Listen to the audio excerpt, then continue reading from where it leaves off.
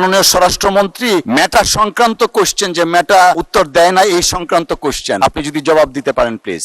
আমাদের বিটিআরসি এবং এই সংশ্লিষ্ট সাইবার আইনে সেই বিধানটা নাই। আমরা জানি যে আমাদের বিশেষ করে ফেসবুক কর্তৃপক্ষ মেটার সাথে অনেক সময় যোগাযোগ করলে আমরা দেখতে পাই যে মেটা কর্তৃপক্ষ অনেক শব্দ আছে, অনেক বিষয় আছে যেখানে যদি মনে করে যে নৈরাজ্য সৃষ্টি হবে, উত্তেজনা সৃষ্টি হবে, সেখানে তারা নতুন নতুন পদক্ষেপ নিয়ে থাকে।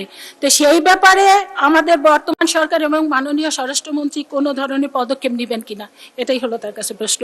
আমি আবারও মাননীয় স্বরাষ্ট্রমন্ত্রীকে অসংখ্য ধন্যবাদ জানাই বিস্তারিত প্রশ্নের উত্তর দেওয়ার জন্য। মাননীয় স্পিকার, আপনাকে অসংখ্য ধন্যবাদ। ধন্যবাদ মাননীয় সদস্য। মাননীয় স্বরাষ্ট্রমন্ত্রী মেটা সংক্রান্ত কোশ্চেন যে মেটা উত্তর দেয় না এই সংক্রান্ত কোশ্চেন আপনি যদি জবাব দিতে পারেন প্লিজ। ফেসবুকের মেটা। মানে স্পিকার, আমাদের পার্শ্ববর্তী দেশে তারা আইনি সুরক্ষার মাধ্যমে এমন বিধান করেছে মেটা 24 আওয়ার্সে তাদেরকে অ্যাকশন নিতে বাধ্য করেছে, কিন্তু আমাদের বিটিআরসি এবং এই সংশ্লিষ্ট সাইবার আইনে সেই বিধানটা নাই।